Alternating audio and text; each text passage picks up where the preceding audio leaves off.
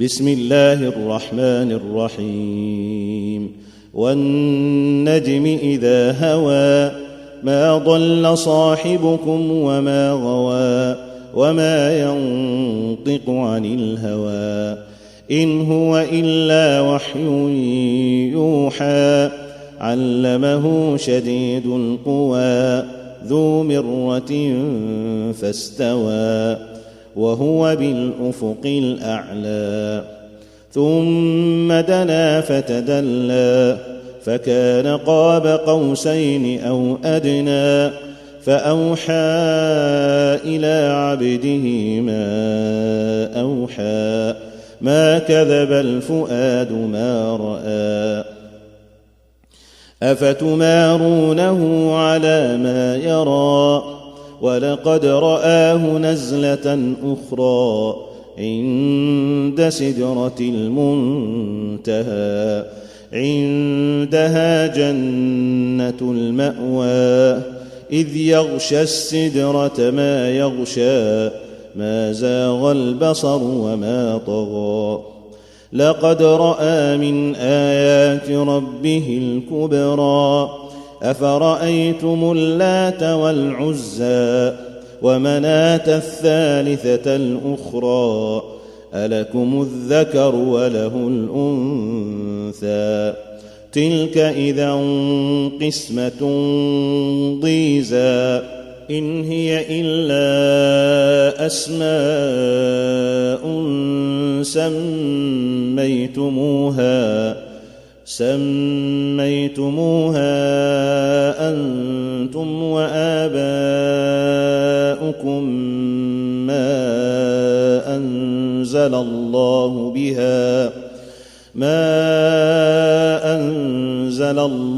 بها من سلطان إن يتبعون إلا الظن وما تهوى الأنفس ولقد جاءهم من ربهم الهدى أم للإنسان ما تمنى فلله الآخرة والأولى وكم من ملك في السماوات لا تغني شفاعتهم شيئا إلا من بعد أن يأذن الله لمن يشاء ويرضى إن الذين لا يؤمنون بالآخرة ليسمون الملائكة تسمية الأنثى وما لهم به من علم إن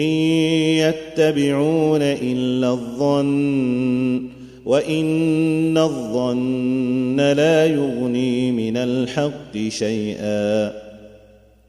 فأعرض عمن تولى عن ذكرنا ولم يرد إلا الحياة الدنيا ذلك مبلغهم من العلم إن ربك هو أعلم بمن ضل عن سبيله وهو أعلم بمن اهتدى ولله ما في السماوات وما في الأرض ليجزي الذين أساءوا بما عملوا ويجزي الذين أحسنوا بالحسنى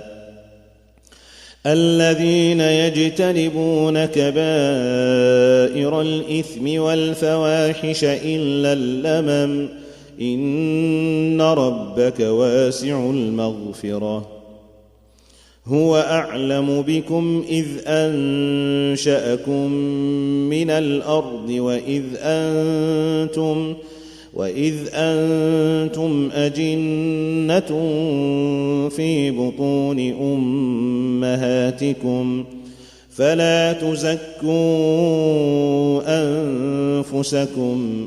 هو أعلم بمن اتقى أفرأيت الذي تولى وأعطى قليلا وأكدى أعنده علم الغيب فهو يرى أم لم ينبأ بما في صحف موسى وإبراهيم الذي وفى ألا تزر وازرة وزر أخرى وأن ليس للإنسان إلا ما سعى وأن سعيه سوف يرى ثم يجزاه الجزاء الأوفى وأن إلى ربك المنتهى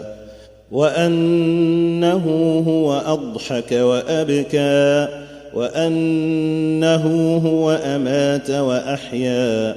وأنه خلق الزوجين الذكر والأنثى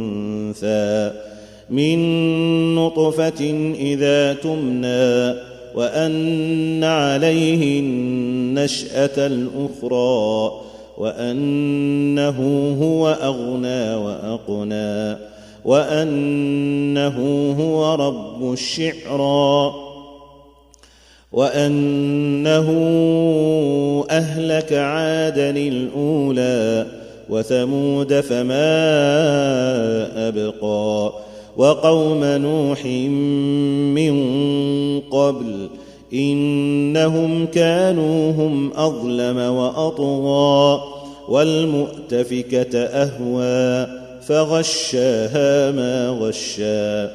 فبأي آلاء ربك تتمارى هذا نذير من النذر الأولى أزفت الآزفة ليس لها من دون الله كاشفة أفمن هذا الحديث تعجبون وتضحكون ولا تبكون وأنتم سامدون فاسجدوا لله واعبدوا